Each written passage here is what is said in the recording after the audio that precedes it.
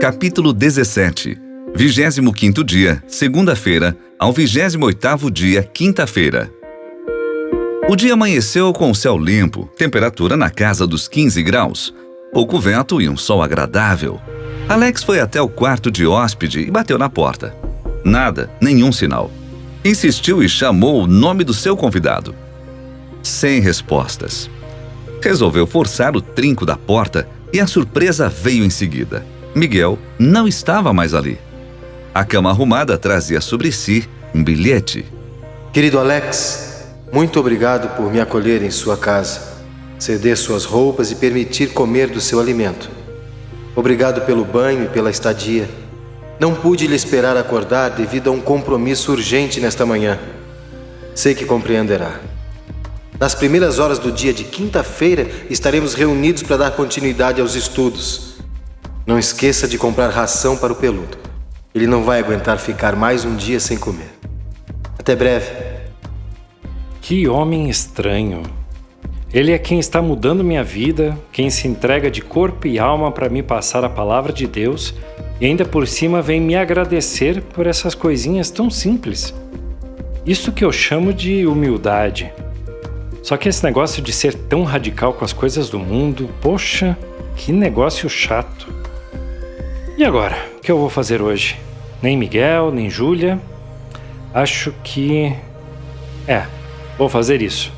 Alex falava sozinho enquanto procurava seu gato. O procurou por toda a casa e nenhum miado sequer. Então, uma ideia lhe veio. Foi até o lixo reciclável e pegou uma das embalagens de comida para gatos e começou a bater com uma colher. Ele chamava e batia ao mesmo tempo, pois se o bichano estivesse realmente com fome, não faria cerimônia e apareceria logo. Em questão de segundos, ali estava ele, miando com toda a força, lambendo a boca e os dentes afiados. Então você está com fome, rapaz? Vou trazer algo para você comer. Aguenta aí, gatinho, já volto. Na saída de casa, olhou mais uma vez para o pneu do carro e aproveitou para passar na oficina do Marcão. Nos 2 quilômetros de caminhada até a oficina, lembrou-se que, de madrugada, acordou diversas vezes com um barulho de conversa. Imaginou ser os mesmos vizinhos barulhentos de sempre, mas sem ter certeza e sem saber devido a que tanta conversa, ignorou o fato. No portão da oficina, sentiu algumas dores no corpo, uma forte dor no seu braço esquerdo e uma sensação estranha. Ligou o fato ao seu estado de saúde. Agendou para receber a visita do borracheiro dali 1 hora. Na volta passou no aviário e comprou 2 pacotes grandes de ração sabor galinha, 2 sachês cozidos a vapor sabor atum e mais 2 no sabor de carne tenra. Certamente deveria dar para mais algumas semanas. Estando em casa novamente, não demorou muito para atender o borracheiro. Em questão de 20 minutos, o pneu furado foi trocado e todos calibrados até que ficassem perfeitos para rodarem. Tarefa resolvida, partiu para a segunda etapa. Alimentou o peludo com um pote extra de ração e um único de sachê. Tudo resolvido. Agora era só colocar sua programação em prática. Entrou em seu carro e foi conferir a obra da construção da filial próximo da sua casa. Estando de frente com o lugar, se surpreendeu. Era imenso. Tinha muita gente trabalhando no local. Até uma portaria foi construída para controlar a entrada e a saída dos funcionários. Tudo começava pelo terreno, era gigantesco. Comportava toda a dimensão do barracão e mais o local destinado ao estacionamento dos futuros funcionários, como também a vaga para os clientes. Por ora, este terreno estava cercado com uma cerca bem construída com arame farpado. Entretanto, segundo o projeto que teria em mãos numa outra ocasião, verificou que seria construído um grande muro nos fundos e nas laterais. Já na frente, a grande loja de tintas receberia uma estrutura. Uma grade feita de ferro conhecido como metalon e um portão automático controlado por sensor, também feito do mesmo material. O barracão em si estava sendo construído de forma pré-fabricada. Ainda estava no esqueleto. Grandes vigas e enormes pilares sustentavam os 3 andares de loja e o telhado construído com telhas 6 milímetros, capazes de aguentar grandes pesos. Certamente aquele método de construção dava ao Sr. Bourguignon grande durabilidade, maior resistência, menor custo, rapidez de execução, facilidade de montagem e desmontagem e uma grande precisão dimensional. Alex empolgou-se com aquilo e perguntou pelo patrão. O engenheiro civil responsável respondeu que o Sr. Bourdion estaria o resto do dia na matriz. Sendo assim, dirigiu até o centro da cidade em busca do homem. O relógio tinha seus ponteiros marcando 12 horas e 6 minutos quando estacionou no subsolo da empresa. Subiu as escadas e, ao chegar na recepção, disse que estava indo conversar com o Sr. Bourdion, porém, foi barrado na mesma hora. Ele precisava se identificar e dizer a respeito de que gostaria de conversar com o dono da empresa, pois a recepcionista era nova e não o conhecia. Com toda a educação e compreensão, Alex apresentou-se mostrando sua identidade e seu crachá de gerente geral. Aquilo bastou para que sua procura continuasse. Nos corredores, foi matando a saudade de alguns colegas de trabalho. Alguns assuntos rápidos eram tratados e, sem conseguir evitar, informações sobre o sequestro e o final de Barba Branca eram dadas a quase todos. Sua ex-secretária foi lembrada por poucos, na maioria homens que se rendiam às suas belezas. O que de fato se tornou unânime foi a nova aparência de Alex, que se deixou notar por todos. Muito mais descansado apesar dos acontecimentos, muito mais tranquilo, mais atencioso e com um vocabulário diferente de antes. Nisto, Alex fazia questão de dizer sobre o estudo da palavra de Deus e seu novo relacionamento com ele. Alguns torciam o nariz e mudavam o assunto. Outros ficavam felizes por ele e outros não esboçavam reação alguma, apenas escutavam. Depois de um certo tempo dentro da empresa, aproximou-se da sala presidencial e entrou. A recepcionista, que diferente da outra, já conhecia bem os funcionários, o reconheceu logo no início e perguntou se ele gostaria de falar com o Sr. Bourdion. A resposta veio com um sorriso e um gesto positivo com a cabeça. Então, pediu que aguardasse que logo ele o receberia. 20 minutos depois, após já ter folheado várias revistas deixadas sobre uma mesa de centro, a recepcionista pediu para que Alex entrasse. Lá dentro, um homem alto, com um físico avantajado, um rádio qual recebia informações por um ponto eletrônico no ouvido e armado com pistola e cacetete, fazia a proteção do empresário. Alex entrou e foi muito bem recepcionado pelo patrão, que também disse e perguntou tudo o que muitos alegaram desde que chegou ali. E depois de explicar mais uma vez todo o ocorrido, agora tintim por tintim, escutou a tão esperada pergunta. Mas o que te trouxe até aqui, meu estimado amigo? Eu não queria chegar na empresa após as minhas férias e no primeiro dia ficar por dentro dos assuntos mais importantes e direcionados às minhas funções. Então pensei em vir aqui para tomar conhecimento de alguns andamentos, para que logo no meu retorno já possa estar a todo vapor. É por essas e outras que te nomeei gerente geral, meu caro. Então vamos lá. A Creel Art Visual aumentou bastante seu número de clientes desde que... A conversa se arrastou durante 2 horas.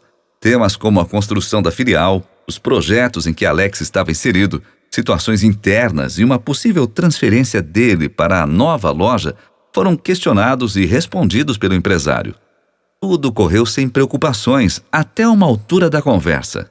E é isso aí, senhor Fortunato. Vamos trabalhar muito mais do que antes, talvez de domingo a domingo. Mas não se preocupe. Tudo será pago legalmente, centavo por centavo. Quero adiantar o máximo possível para que os nossos concorrentes não tenham tempo para descobrirem qual será a nossa tática comercial. Alex entristeceu-se por um instante, mas não demonstrou sua reação e respondeu num tom de quem acabara de absorver muitas informações saídas do forno. Puxa, quanta coisa! Mas então tá, já vou me preparar para a nova jornada. Só que tem uma questão que para mim não vai dar certo. Alex estava pronto para falar sobre o dia de sábado quando o telefone do seu patrão tocou. Me desculpe, Fortunato, é o pessoal da Itália que está interessado em fazer negócios. Preciso atender.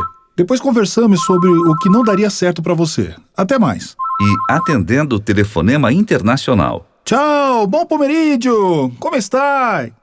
Alex não teve alternativa. Teve que se retirar da sala e adiar a questão de trabalho no sábado. Sendo assim, se despediu dos mais próximos e embarcou em seu carro rumo a uma praça próximo dali onde era mais tranquilo e a presença do verde era maior do que a praça central. No trajeto, tornou a pensar em seu amor. O que estaria fazendo naquela hora? Alex teve vontade de passar na clínica veterinária apenas para dar um oi, mas achou que podia estar sendo inconveniente, então logo desistiu da ideia. Minutos depois de estacionar, escolheu o melhor lugar para mais uma vez refletir sobre tudo que estava ocorrendo em sua vida.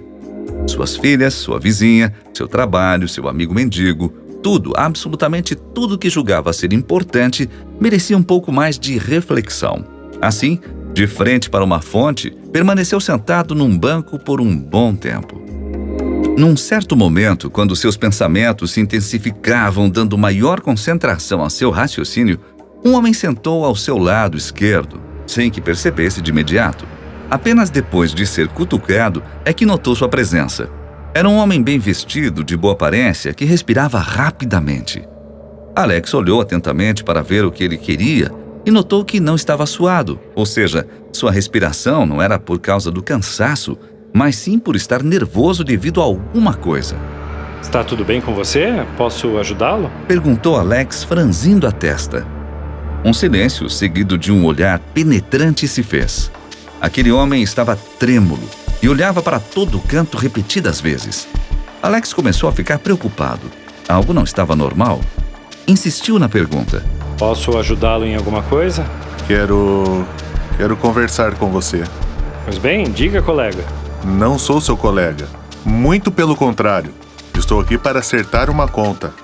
No mesmo instante, Alex se levantou para correr, pressentindo algo muito ruim. E, imaginando ser alguém do bando de Barba Branca que veio para se vingar, tentou alegar que era inocente. Mas o estranho homem não permitiu que ele corresse, pegando-o pelo braço. E apontando uma arma discretamente para Alex, pediu para que se sentasse novamente para evitar o pior. Fica na tua, playboy, senão eu te meto bala. Calma aí, cara. Quem é você? Quem sou eu? É verdade, você não me conhece, mas eu conheço você. Bom, seja lá qual for sua ideia, eu não tenho culpa. Não fiz nada de errado. Ah, fez sim. Você está saindo com a minha mulher, seu borra-botas. Que mulher, cara? A pessoa que eu estou saindo não tem compromisso com ninguém. Isso é o que ela diz. Mas eu já falei pra ela que as coisas não são como ela imagina. Ninguém fica comigo e me descarta como se fosse um lixo, um Zé Ninguém. Ainda mais me trocar por um Mauricinho. Alex entendeu que o tal homem era o ex-marido de Júlia. Agora era o seu coração que batia rápido. Olha só, cidadão, foi até bom você me procurar pra gente conversar. Mas eu prefiro que guarde a arma. Não vai ser necessário usá-la. Já somos bem adultos para resolvermos conversando. Realmente, ela vai fazer muito barulho. Prefiro usar a portuguesa, minha faca de estimação. Dizia ele, guardando a arma e apontando a faca na direção do seu rim esquerdo. Agora fica bem de boa e me explica uma coisa. Desde quando vocês estão se encontrando? Te garanto que tem poucos dias, foi algo muito rápido. Mas ela me jurou que não estava mais com você. Aliás, qual é o seu nome? Meu nome é Não Se Meta Comigo. É o seguinte, playboy. Ela não mentiu pra você. Não estamos mais juntos. Porém, ela vai ser sempre minha. Não pertencerá a mais ninguém. Será que você está me entendendo? Como assim, cara? As pessoas não são propriedade de ninguém. Ninguém é dono de ninguém. Não funciona assim. Presta atenção, Mauricinho. Eu vou rasgar você todinho se começar a querer me dar lição de moral. Já basta ela querendo me educar com aquela balela de igreja. A Júlia sempre será minha, por mais que ela não queira. Ninguém se deita comigo e depois com outros por aí. Eu amo ela. Se você a ama, por que quer fazer mal a ela? Cara, você é muito burro mesmo. Não vou fazer mal a ela, vou fazer mal a você. Só quero o bem dela. Ela simplesmente está passando por uma fase. Está indecisa com relação ao sentimento que tem por mim. Sei que errei algumas vezes com ela, mas e daí? Quem não erra? Ela me ama, cara. Não é você quem ela quer. E tem mais, eu só estou aqui porque eu avisei que se continuasse a se encontrar com você, o bicho ia pegar. Mas cidadão, entenda uma coisa, nós só estamos fazendo estudo bíblico juntos.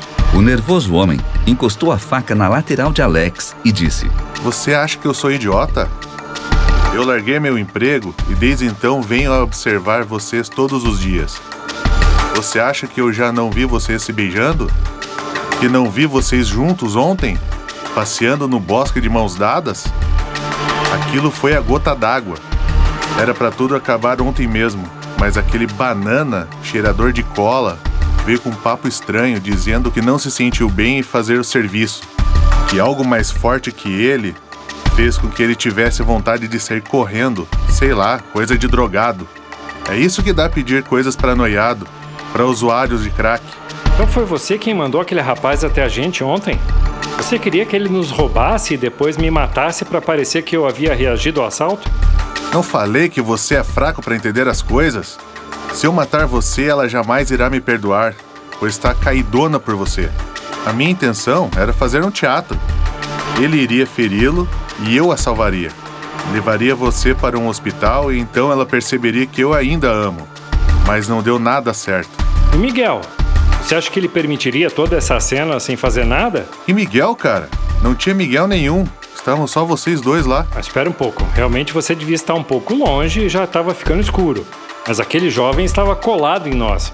E também não entendeu quando eu falei do meu amigo Miguel. Aí, Playboy, esse papo está muito estranho. Eu não quero saber disso. Meu negócio é acertar essa história. Como não deu certo ontem, vou fazer eu mesmo. É como eu disse, não vou matá-lo. Mas eu avisei que se ela continuasse se encontrando com você, a coisa iria ficar feia pro teu lado. E pra mim, promessa é dívida. Se dane o que ela vai pensar de mim. Depois eu me ajeito com ela. Naquele instante, o alucinado e paranoico rapaz enfiou a faca próximo ao rim de Alex e em outros lugares que pôde antes que sua vítima começasse a gritar por ajuda. Foram no mínimo 3 facadas. E ao longe, caído de bruços sobre o banco, escutou seu agressor dizer as seguintes palavras: Se eu ver vocês outra vez juntos, não vou poupar sua vida.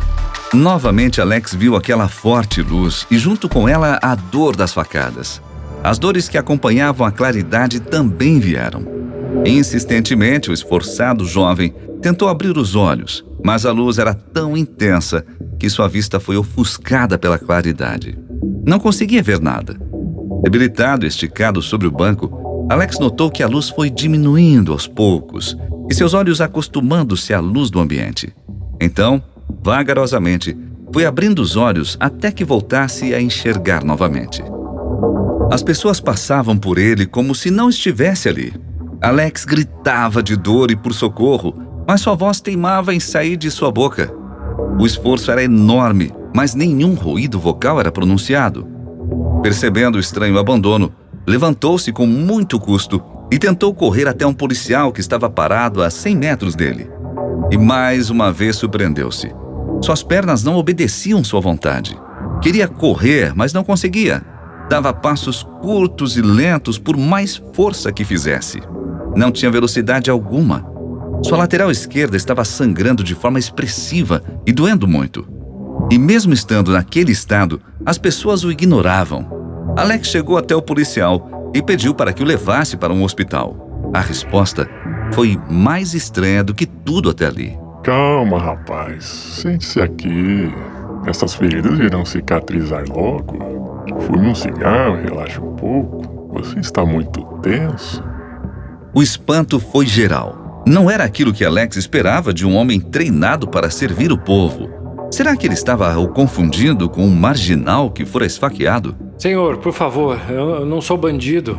Acabei de ser esfaqueado por um louco. Eu preciso ir para um hospital. É claro, meu jovem.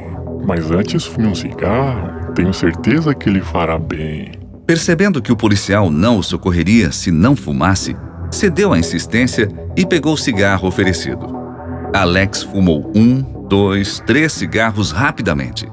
Aquilo de fato o tranquilizou, porém seu corpo queria mais fumaça.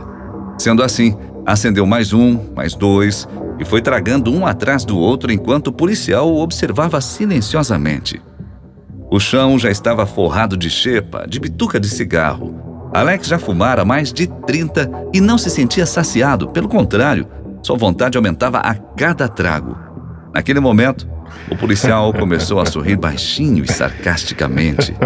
Deu as costas e saiu com sua viatura. Alex Tentou gritar mais uma vez e, novamente, sua voz não saiu. Clamando por ajuda, foi em direção ao seu carro e notou que as dores do corpo e das facadas foram diminuindo aos poucos. Não entendia como aquilo estava acontecendo, sendo que suas feridas continuavam abertas. Será que o policial estava certo? Mesmo assim, dirigiu até o hospital do seu convênio para medicar-se. Dentro da sala médica, o doutor responsável pela emergência analisou as feridas e ordenou que ele ficasse internado até quinta-feira para acompanhar sua recuperação. Todos os mais próximos de Alex foram avisados do ocorrido, mas não puderam visitá-lo naquele dia devido às normas do hospital. A medicação e o clima agradável proporcionado pela brisa noturna fizeram com que o jovem rapaz adormecesse e descansasse até o dia seguinte. A dúvida entre os familiares e os amigos sobre o motivo da ação tomada pelo marginal era inevitável. Entretanto, Júlia era a única que tinha certeza de quem era o responsável pelo ato insano e os motivos que o levaram a cometê-lo. Receosa pelo que a família do seu namorado iria pensar, procurou guardar para si as informações até que soubessem pela boca de Alex. Assim estaria protegida por ele se começassem a acusá-la pelo ocorrido. Após uma noite tranquila, com poucas dores que teimavam em aparecer, Alex pôde descansar o suficiente para acordar com fome. Ao olhar de um lado para o outro, percebeu algumas coisas. Sua cama era espaçosa e bem confortável. Nela haviam pequenas grades revestidas de espumas para evitar que ele rolasse para os lados. Uma aparelhagem na parede sobre sua cabeça e espalhada pelo quarto mobiliavam o ambiente. Do seu lado esquerdo, mais uma cama e um sofá para quem fosse passar o dia. No mesmo lado, uma enorme janela permitia a entrada da luz e o frescor de leve brisa. Do seu lado direito, uma cômoda para guardar os pertences da visita e um mini guarda-roupa para o paciente. Um banheiro com toda a parafernália que um hospital exige para dar segurança ao cidadão em recuperação fazia parte do luxuoso quarto. De frente com ele, uma televisão moderna com os controles todos na cama facilitava o passar das horas. E num canto, na parte superior do quarto, algo fundamental para os dias destemperados de Curitiba, um ar-condicionado que lançava ar quente e frio. O estômago do dolorido Alex reclamava de fome. Então resolveu apertar um dos botões com a figura de uma enfermeira. Talvez fosse aquele que emitiria um som que traria a enfermeira até o quarto. Correto. Em menos de 2 minutos, ali estava ela. Uma moça gentil e atenciosa, pronta para ajudá-lo no que fosse preciso. Oi, moça. Que horas é servido o café da manhã? Ela sorriu, o deixando constrangido. Pediu desculpas logo em seguida e explicou. Senhor Alex Fortunato, o café da manhã já foi servido há muito tempo.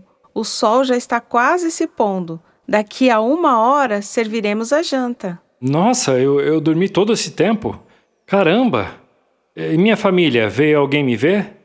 É claro, mas como o senhor estava dormindo, o médico pediu para que ninguém o acordasse. Ele determinou o repouso total. Sabe me dizer se apareceu uma moça morena, muito bonita? Júlia? Sim, como sabe? Tivemos que contê-la. Estava muito nervosa e preocupada com você. O restante de sua família também, mas ela se mostrou bem mais aflita. Deve gostar muito do senhor. Creio que sim, mas vou lhe confessar que não foi apenas por gostar de mim. Acho que ela está se sentindo culpada pelo que aconteceu comigo. Foi ela quem fez isso? Não, moça, foi o ex-marido dela, um lunático, doido varrido, que não aceita o fim de um relacionamento fracassado devido a esse ciúme doentio que tem por ela. Espera um pouco. Esse cara é tipo assim, acima de qualquer suspeita, anda bem vestido, só que é meio esquisitão, meio apavorado? Como se estivesse preocupado com alguma coisa? Você conhece ele? É bem isso aí, moça. Por quê? Preciso avisar o segurança para não deixá-lo subir.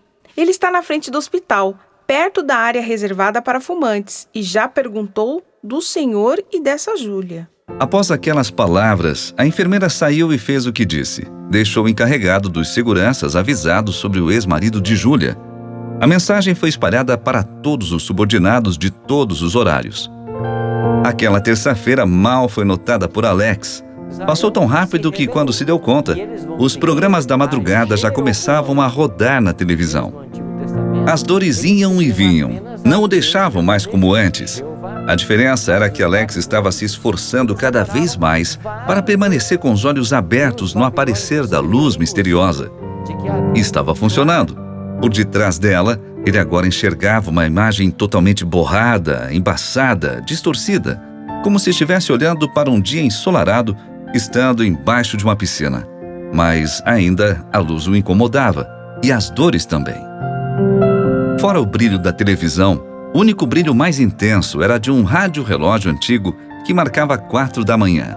Alex conseguiu dormir 30 minutos depois, quando finalizou sua oração. Nesta noite, Alex teve um sonho curioso.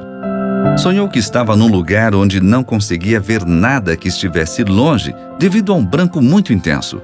Contudo, sentia-se bem. Era uma sensação prazerosa estar ali. De repente, escutou alguém chamar seu nome. Era uma voz feminina, mas não reconheceu o timbre. A voz suave e encantadora pedia para que ele se sentasse numa cadeira de frente a um espelho. Então, sem ter o porquê questioná-la, sentou-se e percebeu as mãos de uma mulher tocando seus cabelos e o mascar da tesoura próxima dos seus ouvidos. Enquanto a mulher cortava seu cabelo, Alex tentou ver o rosto dela, mas o espelho não a refletia. E quando tentava olhar diretamente, também não conseguia ver sua face. Aquele lugar era tão bom e aconchegante que sua vontade era de permanecer ali o resto da sua vida. Sem perceber, deixou a curiosidade falar mais alto e resolveu arrancar alguma informação, qualquer que fosse. Perguntou à gentil mulher que lugar era aquele. E a resposta o arrepiou dos pés à cabeça. Disse a mulher: "Este é o céu, Alex." E pela primeira vez em sua vida, não teve vontade de perguntar mais nada. Apenas sorriu e aproveitou o momento. Aliás, um momento que não desejava que tivesse fim. Sem saber quanto tempo permaneceu sentado naquela cadeira, numa determinada ocasião, a mulher disse ter terminado e pediu para ele ver se estava bom. Ao olhar com bastante atenção, Alex percebeu que sua imagem refletida no espelho era de quando ainda era criança. Novamente sorriu com a situação e respondeu que estava ótimo, mas que não queria ir embora, que gostaria de permanecer ali.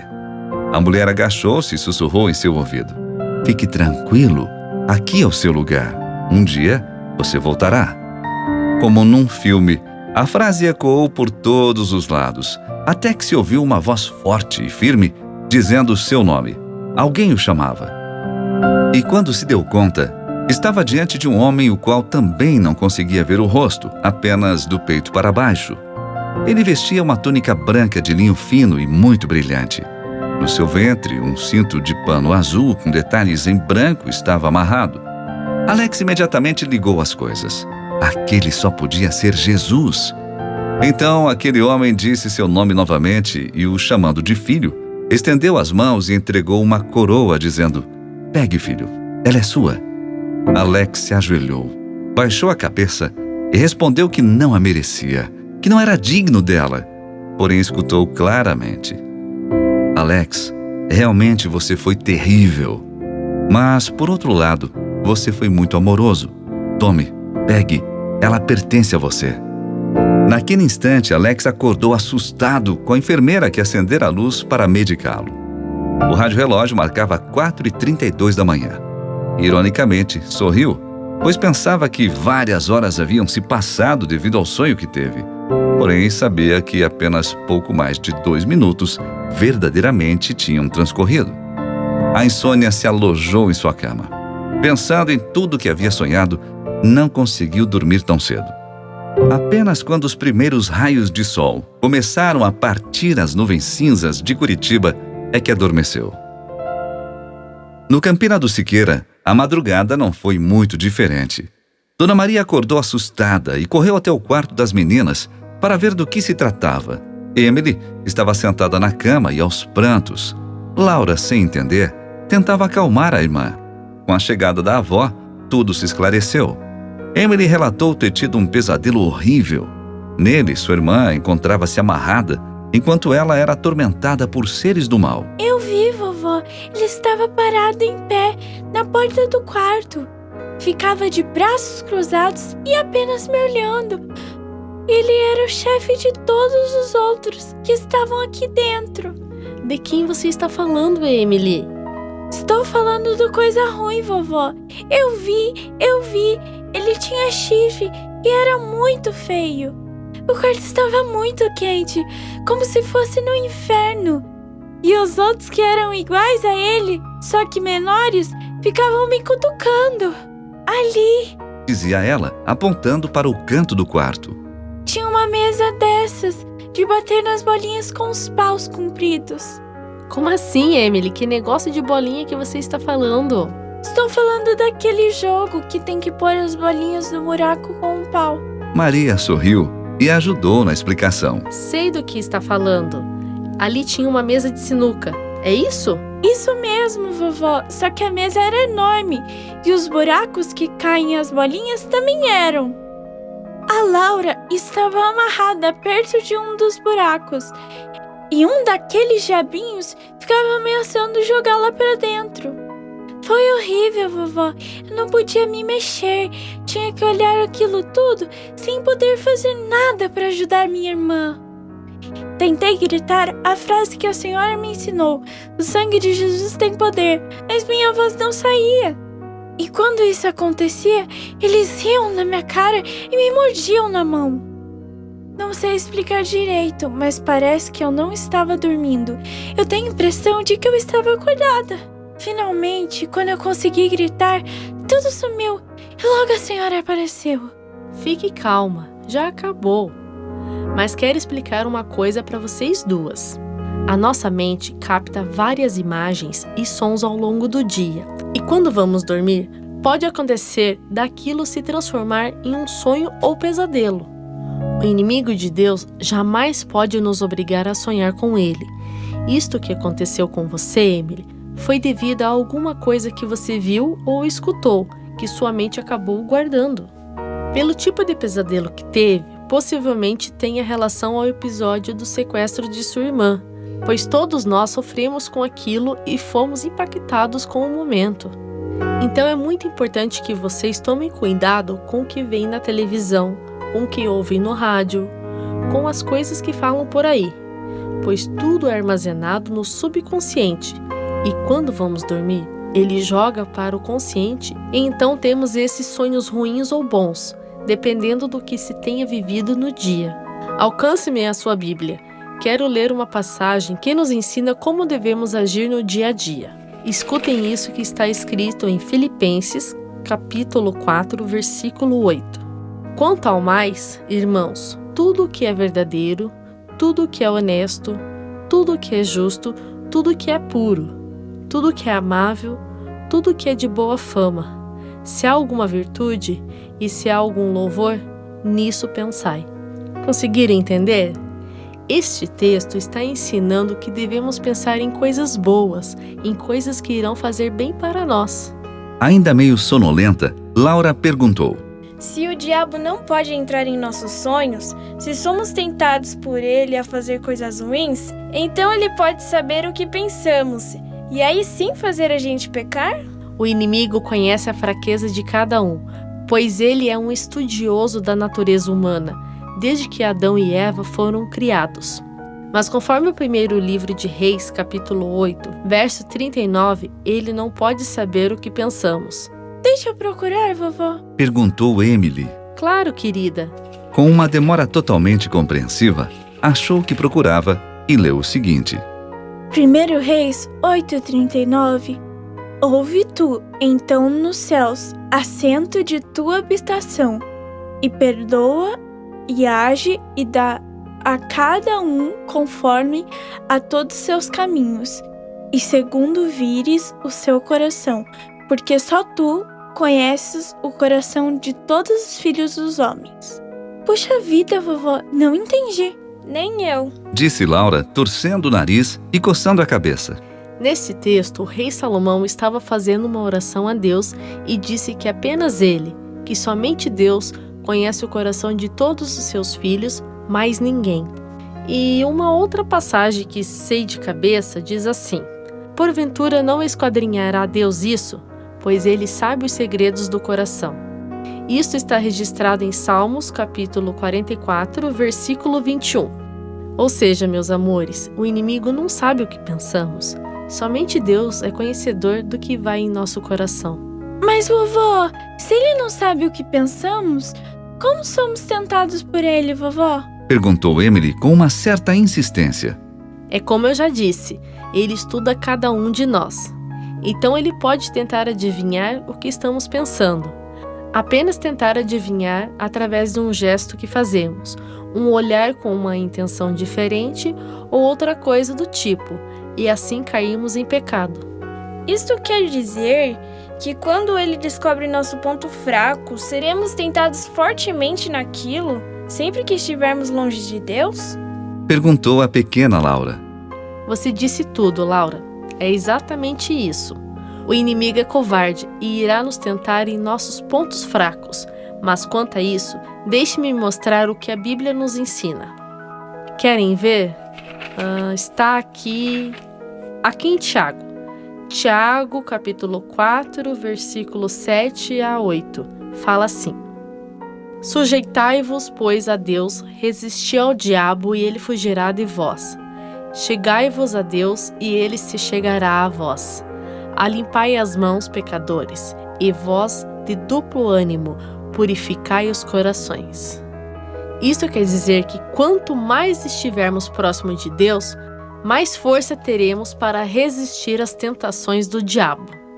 Então, podem ficar tranquilas, que suas mentes estão protegidas. Basta tomarem cuidado com o que estão fazendo no dia a dia de vocês. No mesmo instante, Emily deu um pulo e disse: Tive uma ideia. Acho que vão me batizar. Assim ficarei mais forte na fé, vovó Maria. Maria soltou um sorriso compreensivo e viu-se obrigada a folhear a Bíblia mais uma vez. Querida, uma pessoa para se batizar tem que cumprir alguns requisitos. Não se pode ir assim, de qualquer jeito. A primeira coisa que se deve ficar bem claro é a respeito ao conhecimento do Evangelho. Antes do batismo, a pessoa tem que estudar a palavra de Deus. É o que diz aqui em Mateus, capítulo 28, versículos 19 a 20. Portanto, ide, fazei discípulos de todas as nações, batizando-os em nome do Pai, e do Filho e do Espírito Santo, ensinando-os a guardar todas as coisas que eu vos tenho mandado. E eis que eu estou convosco todos os dias, até a consumação dos séculos. Amém. Depois disto, a pessoa tem que crer em Jesus Cristo, o que não será difícil após os estudos. Escutem o que diz Marcos, capítulo 16, versículo 16. Quem crer e for batizado será salvo, mas quem não crer será condenado. Bom, o terceiro passo é muito importante. Devemos nos arrepender dos pecados, como nos é pedido em Atos, capítulo 2, versículos 37 a 38. E ouvindo eles isto, compungiram-se em seu coração, e perguntaram a Pedro e aos demais apóstolos: Que faremos, homens e irmãos? E disse-lhes Pedro: Arrependei-vos, e cada um de vós seja batizado em nome de Jesus Cristo para perdão dos pecados, e recebereis o dom do Espírito Santo. Em seguida, a pessoa precisa confessar os seus pecados a Deus. Isto está em Mateus, capítulo 3, versículo 6. E eram por ele batizados no Rio Jordão, confessando os seus pecados. Depois dessas coisas, é preciso ter disposição para obedecer a Jesus. A passagem que fala sobre isso deve estar em 1 João, capítulo 2, versículo 6. Isto mesmo. 1 João, capítulo 2, versículo 6. Aqui está. Aquele que diz que está nele também deve andar como ele andou. E o complemento disso está em João, capítulo 14, versículo 15. Se me amais, guardai os meus mandamentos. Aí sim, por último, se ainda tiverem vontade de se batizarem, como diz em Atos, capítulo 8, versículo 36. E indo eles caminhando, chegaram ao pé de alguma água, e disse o eunuco: Eis aqui água. Que impede que eu seja batizado? Então o batismo é feito.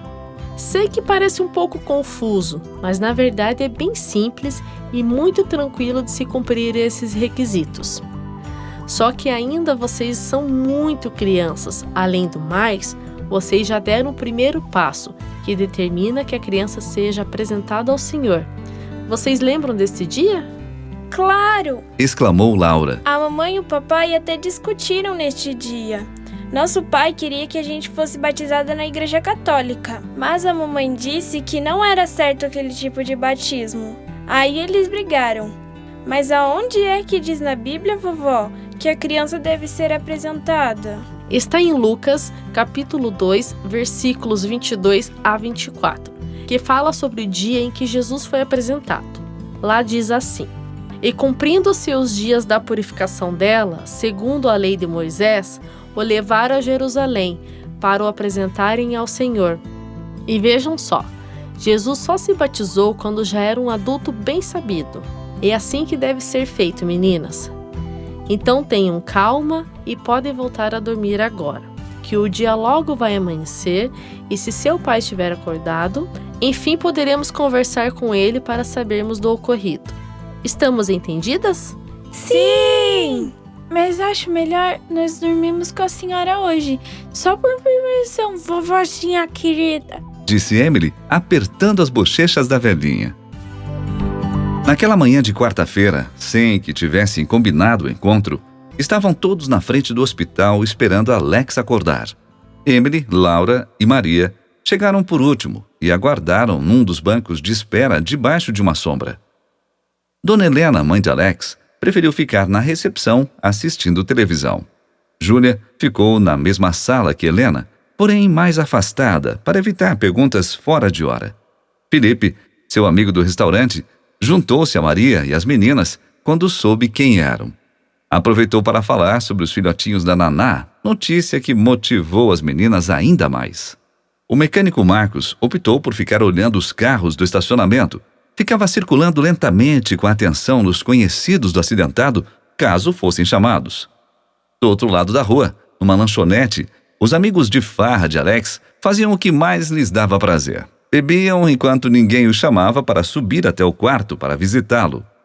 Também na sala de espera da recepção, o senhor Bourdignon, com 4 seguranças ao seu lado, aguardava ser chamado. Diferente de todos, não desgrudava do seu computador portátil e do celular. De forma bem distribuída, alguns colegas de trabalho esperavam pelo momento da visita. Uns ouvindo músicas, outros assistindo televisão, e aqueles que preferiam a conversa num tom moderado, fofocavam sobre os outros visitantes. E como o hospital não podia proibir ninguém de aguardar na rua, lá estava o ex-marido de Júlia, pronto para cometer qualquer besteira. Segundo o vigia noturno, ele passara a noite pelas redondezas, e como ninguém podia provar nada contra ele, antes que Alex contasse os fatos e o reconhecesse perante os policiais, ficou a rodear o lugar o dia todo. A direção do hospital preferiu se precaver e avisou a polícia. Mesmo assim, mesmo com a abordagem dos policiais, o elemento alegava que não tinha nada na lei que o forçasse a sair dali. Jurava que não fora ele quem cometera tal barbaridade, mas que viu o rosto do sujeito e estava disposto a colaborar. O único que apareceu e não permaneceu na espera foi Miguel. Ele se aproximou de Júlia e perguntou se ela sabia do estado de Alex. A resposta foi educada, porém seca e negativa. Continuou por mais alguns minutos ao seu lado e, antes de ir, disse que no dia seguinte iriam se reunir para o estudo logo pela manhã, nos primeiros raios de sol. Júlia não concordou com a decisão do mendigo, pois, em sua opinião, o estado de Alex não era favorável. Mas o enfático Miguel usou mais uma vez a fé e disse a ela que confiasse no Senhor, que ele daria jeito na situação. A frase a lembrou dos pedidos feitos por ele numa certa ocasião, onde era solicitado que confiassem em Deus, que tudo se resolveria e que problemas todos teriam, sempre teriam. A diferença era como eles deveriam encará-los e de que lado eles estariam. Então, o pegou pelo braço e perguntou se ele estava se referindo àquele momento. A resposta também foi educada e seca, entretanto positiva. Júlia perguntou como ele sabia, como era possível prever aquelas coisas. Miguel sorriu e, abraçando-a, disse que Deus amava muito que não se preocupasse com aquelas questões, que apenas confiasse de todo o coração no Pai do Céu. A bela moça suspirou ao perceber que realmente não poderia fazer diferente. Então concordou e disse que estaria ali bem cedinho. Sentindo sede, Júlia foi até o bebedouro e, ao pegar seu copo com água, quase derramou sobre o patrão de Alex, devido a um esbarrão num dos seus seguranças. Imediatamente, o Sr. Beaudillon levantou-se e pediu desculpa pela grosseria do seu funcionário. Disse que, se ela quisesse, poderia providenciar uma toalha, pois ela sim havia se molhado. Educadamente recusou, mas inteligentemente pediu para que, se realmente quisesse ajudar, então que dispusesse 2 dos seus seguranças para o dia seguinte. Sem entender, Beaudillon pediu explicações, pois naturalmente aquele era um pedido até então sem cabimento. A elegante moça revelou ser a namorada de Alex e contou sobre seu ex-marido. Disse acreditar que fora ele quem cometera a agressão. Então, após discretamente apontar seu ex-marido ao Sr. Beaudillon, o empresário respondeu que ajudaria e faria o que estava pedindo, pois tinha Fortunato como um membro da família. Júlia aliviou-se e agradeceu a Deus. Alex dormia com todo gosto. Então a direção do hospital liberou que fossem aos poucos até a porta do quarto e de lá apenas observassem-no. Caso houvesse algum tipo de excesso, a visita estaria cancelada na mesma hora. Assim, a enfermeira responsável os levou em pequenos grupos para que permanecessem no máximo por 10 minutos em frente ao quarto. A cena contemplada por todos foi de Alex dormindo de barriga para cima, com um soro no braço direito e a cabeça virada para o lado da porta. O detalhe mais importante e reconfortante foi de terem visto um sorriso bem expressivo em seu rosto. Parecia até que fingia dormir. Se não fossem os pequenos roncos intercalados, a impressão que teriam era de que ele não queria ser incomodado. E da mesma forma que aconteceu no dia anterior, tornava a acontecer naquela quarta-feira. Alex acordou tarde, foi medicado, fez alguns exames, trocou os curativos, tomou banho, se alimentou, conversou com os médicos sobre a tal luz e suas estranhas visões distorcidas e em seguida se esbaldou no canal da Novo Tempo. Antes de dormir, pediu para a enfermeira que deixasse sua namorada Júlia e seu professor Miguel subirem pela manhã. Eles precisavam conversar algo muito importante. Foi bem taxativo em dizer que não gostaria de ser interrompido por ninguém até que os dois fossem embora. Por último, em segredo, solicitou algo que colocaria o ponto final numa questão muito importante para ele. A madrugada foi um pouco doída para Alex, mas passou rapidamente. Conseguiu descansar o suficiente para receber seus entes queridos. O rádio-relógio cravava a hora das 7 da manhã, quando uma leve batida na porta denunciava que eles haviam chegado. Lentamente a porta foi se abrindo e um belo rosto se apresentou por detrás dela. Inquestionavelmente, ali estava Júlia com todo o seu charme. Entretanto, trêmula e com um peso na consciência gigantesco. As lágrimas não demoraram a rolar e a aproximação desencadeou um choro compulsivo. Me perdoa, meu amor. É tudo minha culpa. Eu não devia ter insistido nesse relacionamento.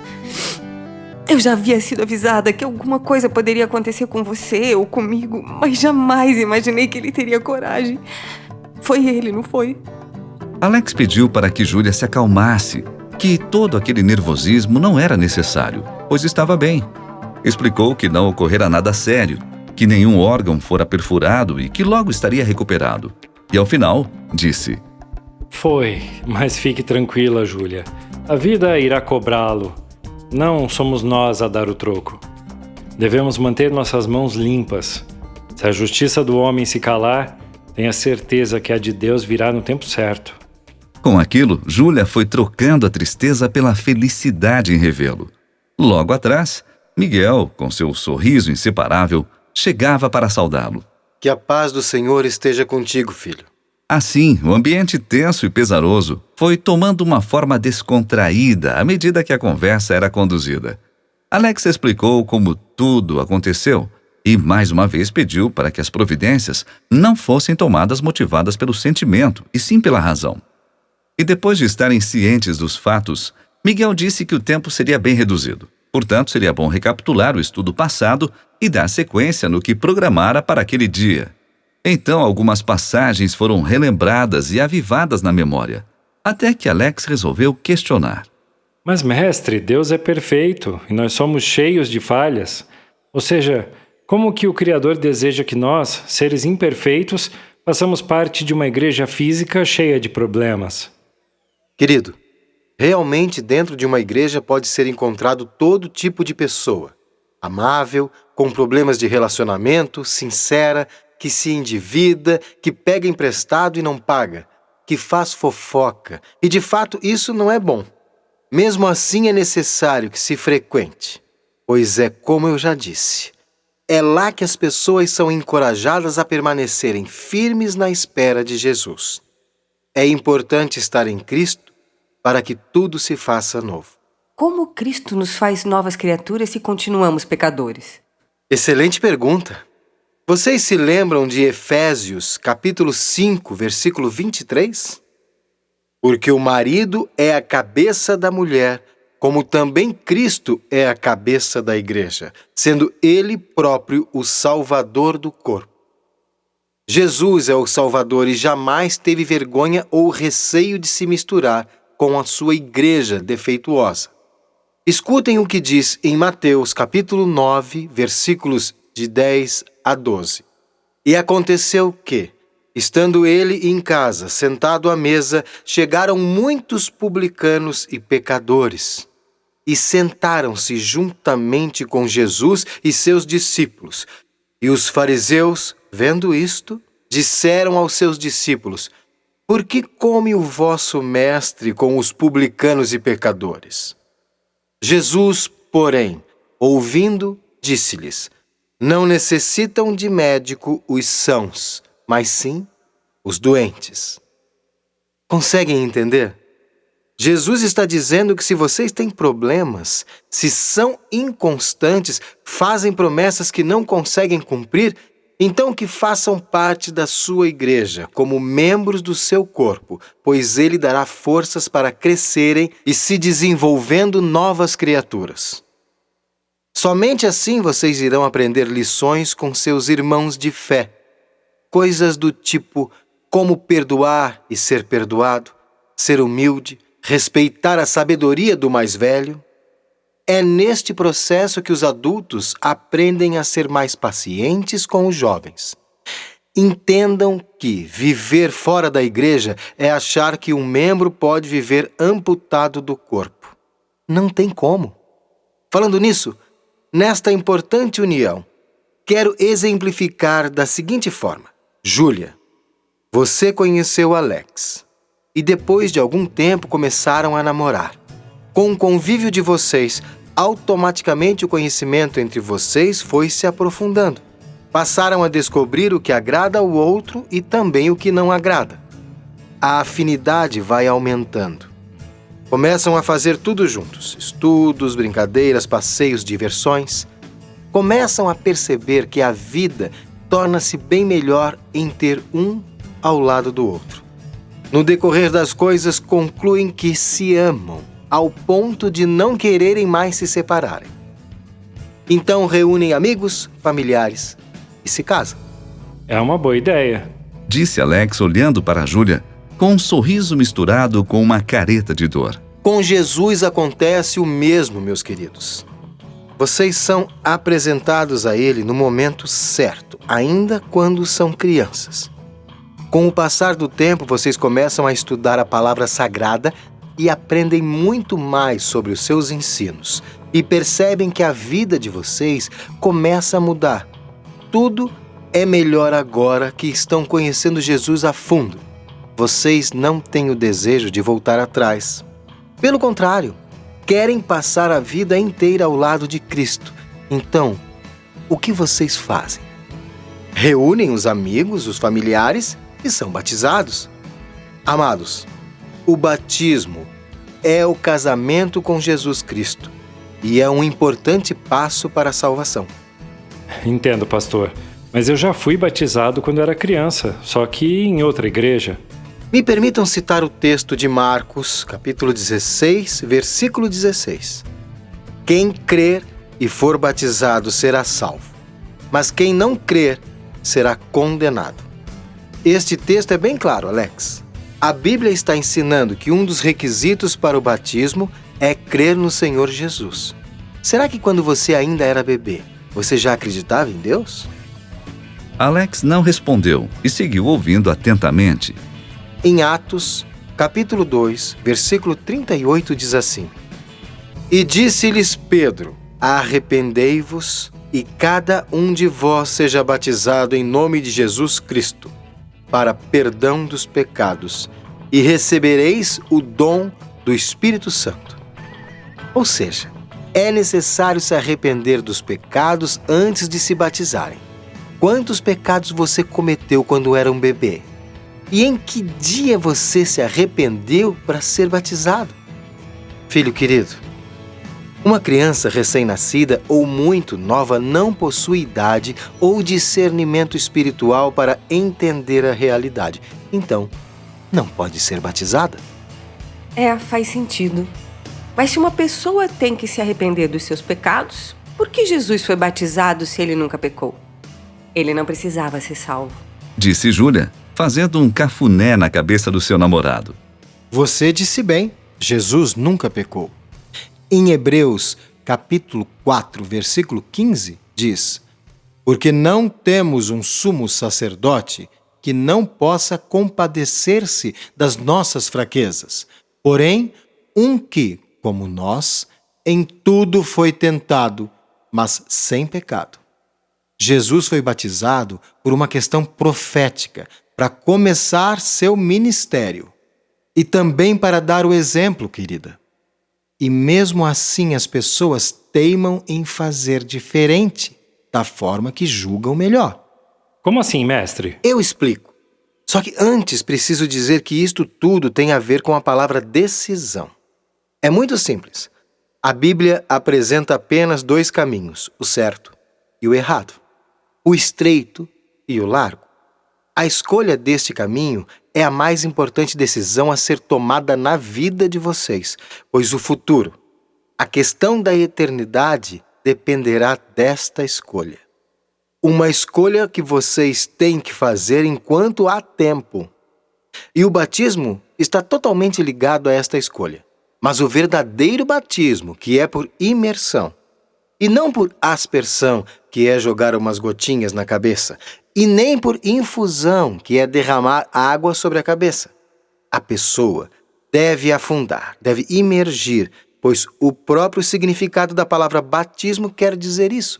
Imergir, afundar, mergulhar. Mais um erro cometido pela minha antiga doutrina.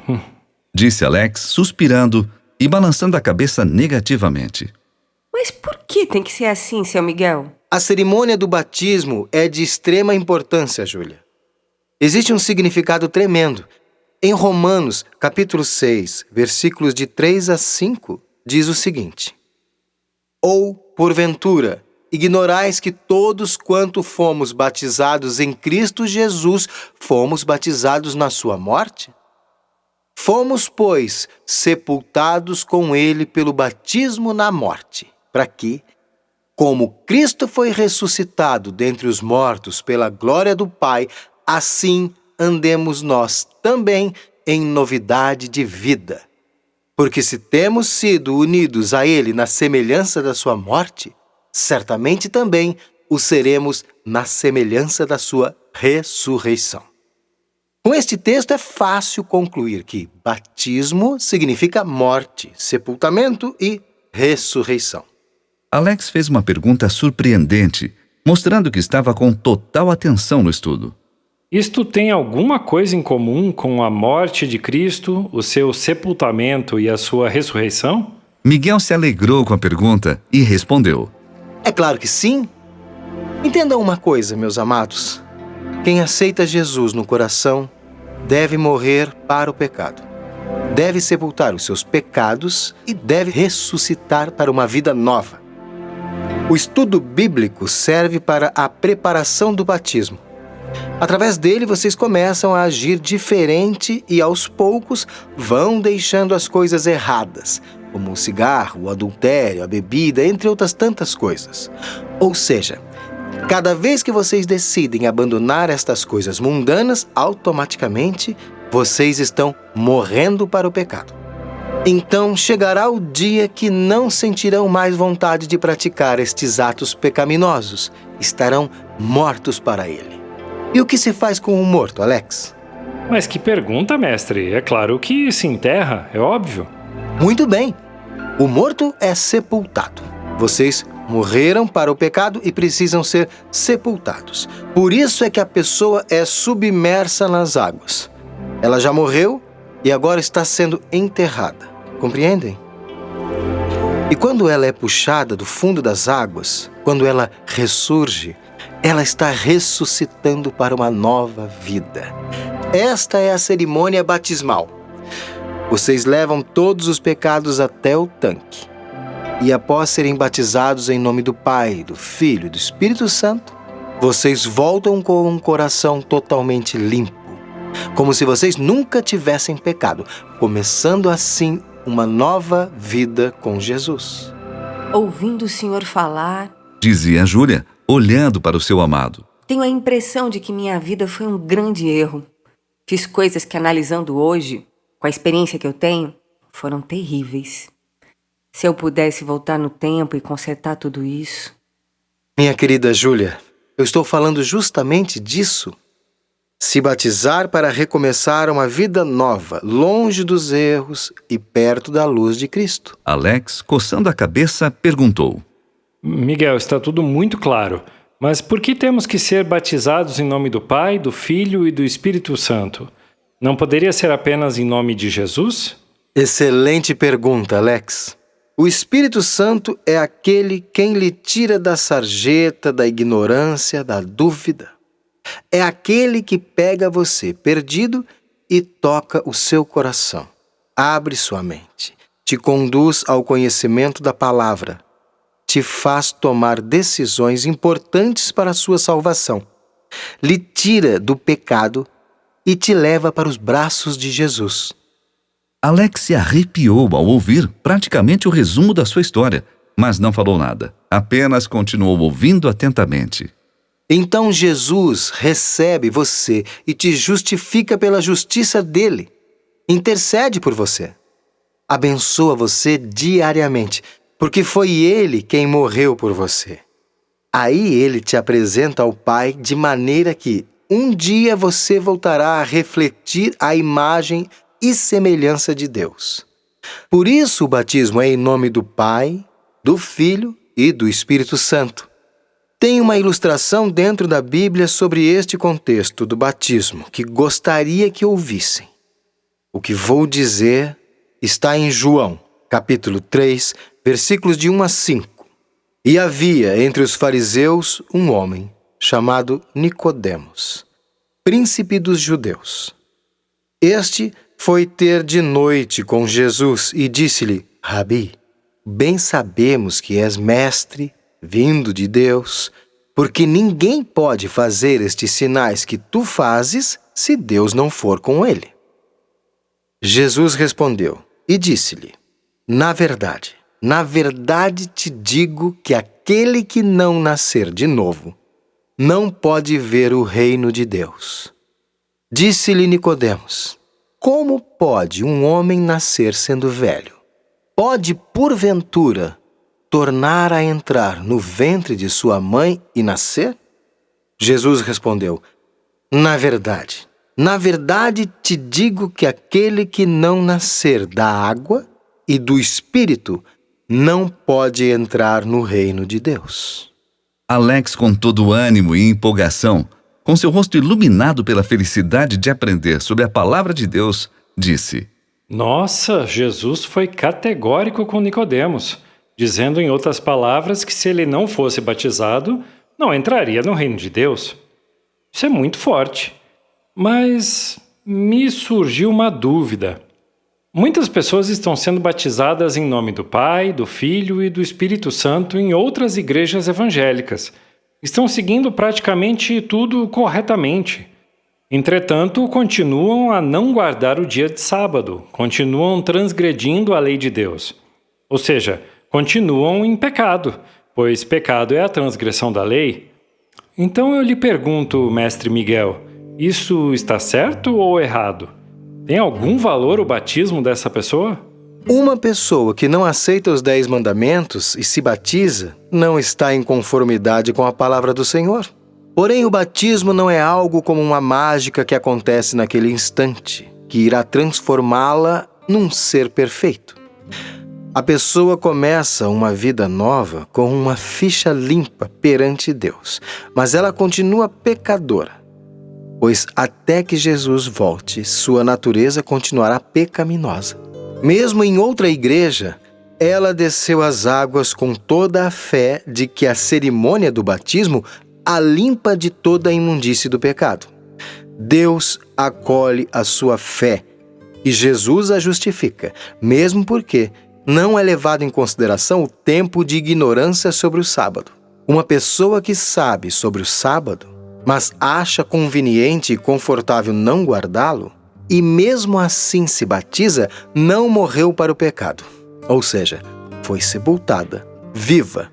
E quando isto ocorre, ela erra. Aquela igreja erra e conduz vários ao erro e indiretamente contribui com o plano do inimigo de Deus, que é fazer com que as pessoas percam a salvação. Então o batismo não serviu para nada?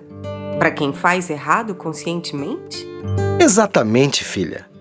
A pessoa ainda precisa ser batizada conforme a vontade de Deus. E se a pessoa foi batizada dentro dos conformes, segue tudo direitinho por um tempo de sua vida, volta para o pecado, faz um monte de besteira, resolve voltar para a igreja, decide voltar para os braços de Jesus, ela pode ser batizada novamente? Querida, Jesus terá o maior prazer em recebê-la em seus braços novamente, pois necessário é que ela volte a nascer novamente para uma vida com Cristo.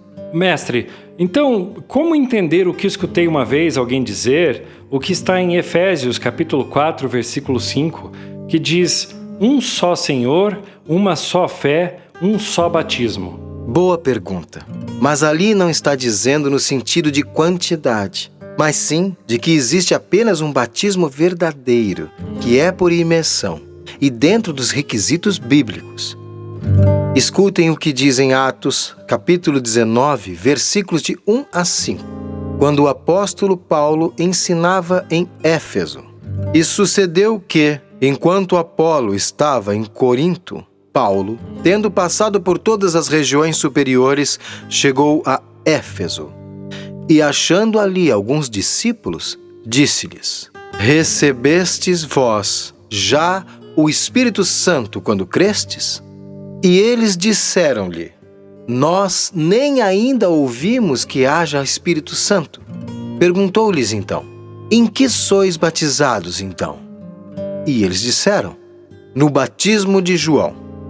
Mas Paulo disse: certamente João batizou com o batismo do arrependimento, dizendo ao povo que cresce no que após ele havia de vir, isto é, em Jesus Cristo.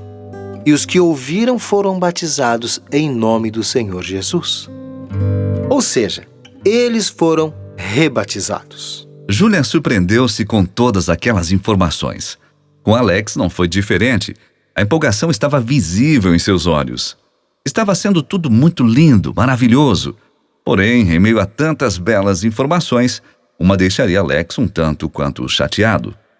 O médico responsável por ele bateu, pediu licença e entrou no quarto para informar que ele não teria alta naquela quinta-feira devido a algumas baterias de novos exames, apenas para que não ficassem dúvidas sobre seu estado clínico. Não falou a data de quando voltaria para casa, apenas que muito em breve. E ao sair, Miguel aproveitou para dizer que já estava finalizando o estudo do dia e que também deveria ir. Então, prosseguiu. É por isso que quando alguém aceita Jesus através do batismo, uma festa no céu é realizada, pois Jesus derramou seu sangue por aquela pessoa e naquele momento está sendo provado que não foi em vão. É o que diz em Lucas, capítulo 15, versículo 7. Digo-vos que assim haverá alegria no céu por um pecador que se arrepende, mais do que por 99 justos que não necessitam de arrependimento. É verdade. Eu me lembro de quando estávamos falando sobre a oração e o Senhor me deu como exemplo esta passagem. Muito bem, meus queridos. Agora vocês têm os 2 caminhos na frente de vocês. Ou se entregam a Deus, ou deixam que Satanás continue fazendo parte da vida de vocês. A decisão está nas mãos de vocês. E como eu disse, isso irá repercutir no futuro, na eternidade de vocês. Pensem bem, reflitam. Mas se optarem pelos braços de Deus, não se atrasem para o casamento, pois o noivo está vindo sem demora e a porta da graça está prestes a fechar. Ouçam com atenção. Amanhã será nosso último tema. Depois é com vocês. Seguirão com suas próprias pernas. Amanhã nos falaremos novamente no mesmo horário.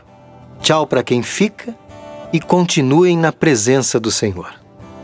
Alex e Júlia continuaram conversando por mais alguns minutos até que a enfermeira interrompesse o casal.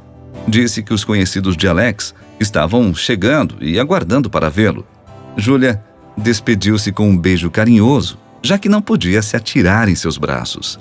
A última frase dita por ele à bela moça foi que não se preocupasse com o acontecido, que estava tudo bem e que logo estaria recuperado, pronto para dar seguimento à sua vida normalmente. Descendo pelos corredores, preferiu sair por outra porta que não era a da entrada principal.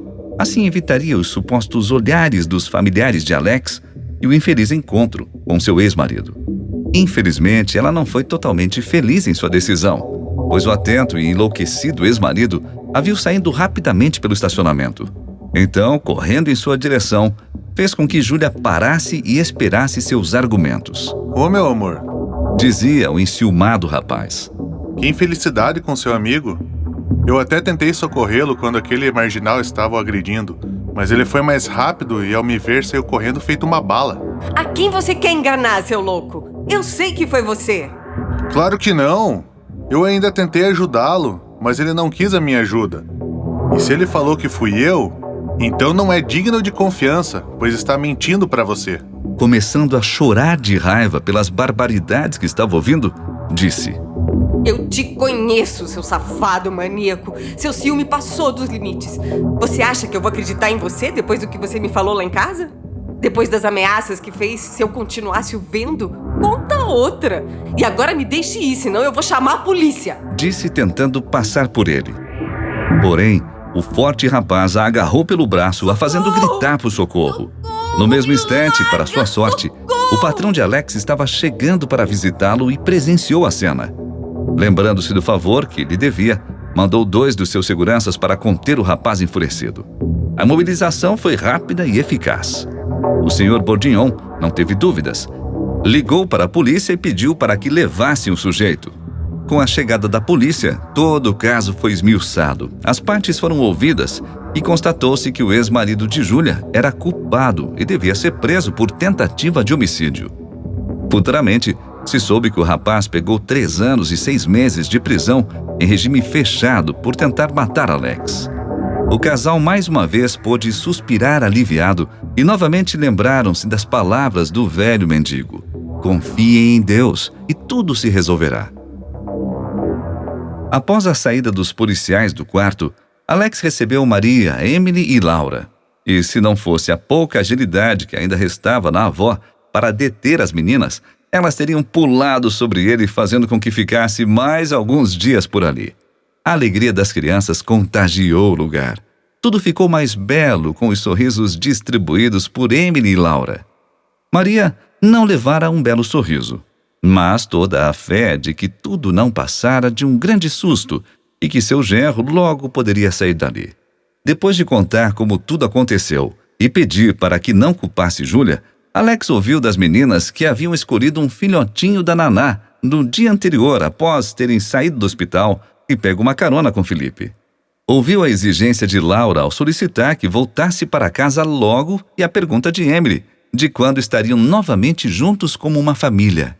Então o semblante de Alex mudou ficou mais irradiante e respondeu que isso iria depender de sua namorada. As três arregalaram os olhos e se olharam, pois ainda não sabiam da novidade do namoro. Maria sorriu e o parabenizou. Já Emily e Laura fizeram um coro em voz alta dizendo: papai está namorando, papai está namorando.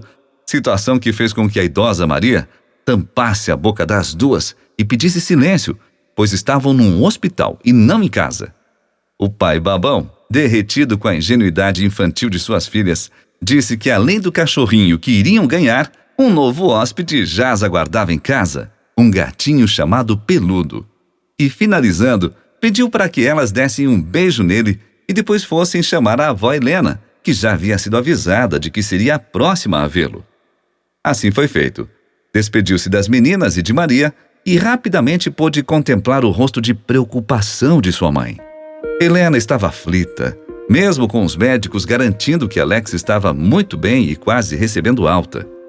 Para variar, começou a despejar um monte de coisas sem sentido, e entre elas a acusar Júlia pelo acontecido.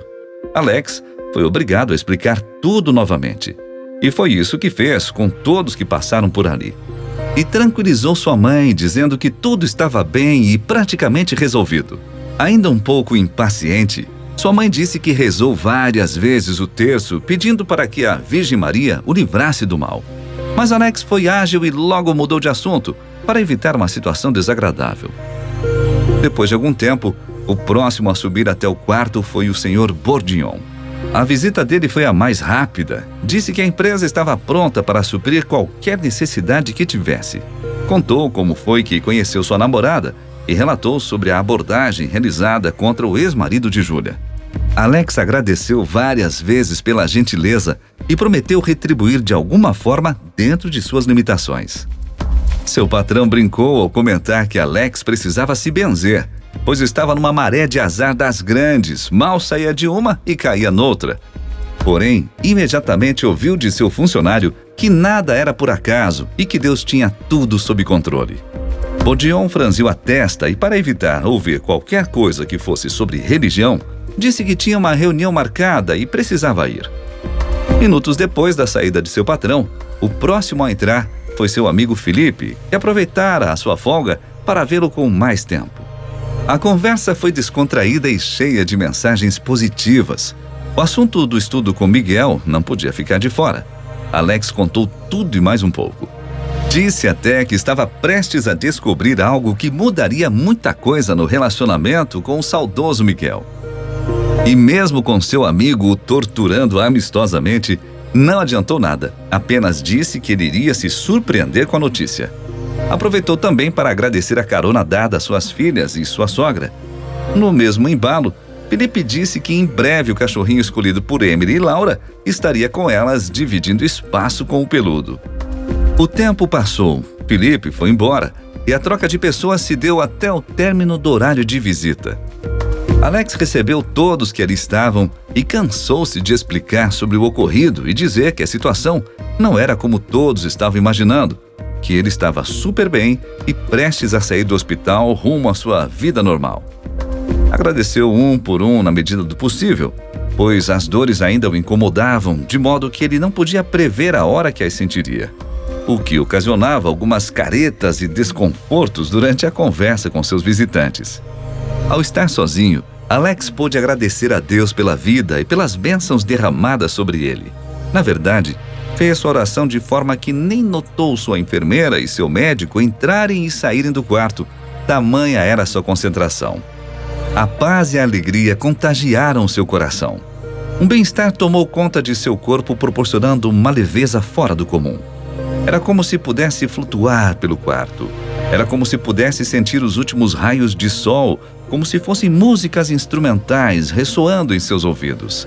Um momento mágico e único jamais sentido antes. Alex tinha a sensação de que nada poderia lhe afligir naquele instante de prazer. Era como se a felicidade transbordasse em seu peito, jorrando um mar de situações indescritíveis. Mas a forte luz misteriosa logo surgiu trazendo as dores, novas imagens borradas, porém cada vez mais nítidas, e uma conversa incessante no ar que começava a ficar cada vez mais compreensiva. Outro dia havia se passado, e o próximo prometia novas emoções.